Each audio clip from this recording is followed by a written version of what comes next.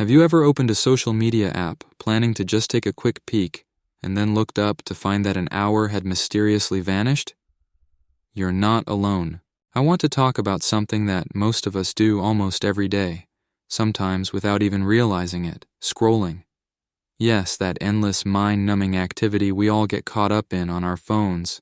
Social media, news feeds, cat videos, whatever it is, it has us hooked. But is it actually harmful? Short answer is yes, and you must stop scrolling right now. But before moving on, let me tell you why I am saying to stop it. Before we dive into the reasons and benefits, let me explain why I'm so passionate about this topic. We live in a world where our attention is constantly being pulled in 1,000 different directions. The average person checks their phone 96 times a day. That's once every 10 minutes. This relentless scrolling not only eats up our time, but also affects our mental health, creativity, and relationships. I've seen it in my own life and in the lives of those around me. We've become so addicted to the digital world that we're missing out on the real world. I want to help us all find a better balance, to reclaim our time, and to reconnect with what truly matters. Albert Einstein said, "Imagination is more important than knowledge." But our imagination needs space to breathe, to wander, and to wonder. When we're constantly bombarded with information, we don't give our minds the necessary downtime to be creative. Take J.K. Rowling, for example. She came up with the idea for Harry Potter while staring out of a train window. Now, imagine if she had been scrolling through her phone instead. We might never have had the magical world of Hogwarts. According to a study by Rescue Time, the average person spends around 3 hours a day on their phone. That's nearly a full day every week.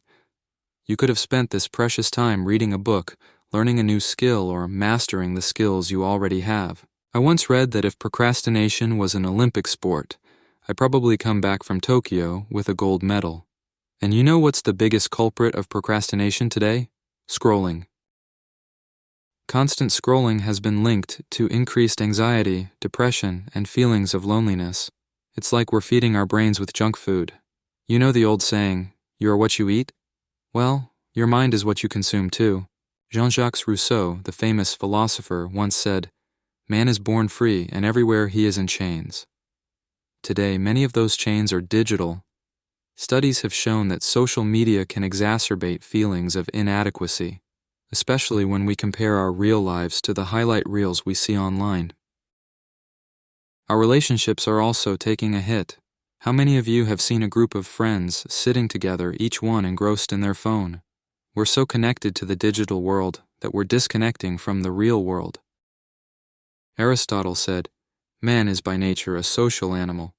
Yet here we are, neglecting face-to-face interactions for virtual ones. Overstimulation occurs when our brains are bombarded with more information than they can process effectively. This can lead to mental fatigue, difficulty concentrating, and increased stress levels. Scrolling through endless streams of content on social media is a prime example of this. When we scroll, our brains are constantly switching between different types of information: pictures, videos, text posts. This rapid switching can overload our cognitive functions. According to neuroscientists, this kind of overstimulation can impair our ability to think deeply and creatively. It's like trying to have a meaningful conversation in the middle of a noisy room.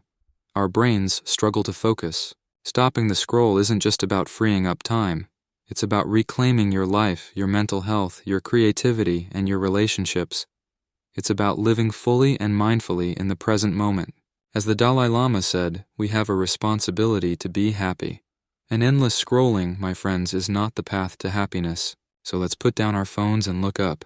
Let's engage with the world around us and the people in it. Let's stop scrolling and start living.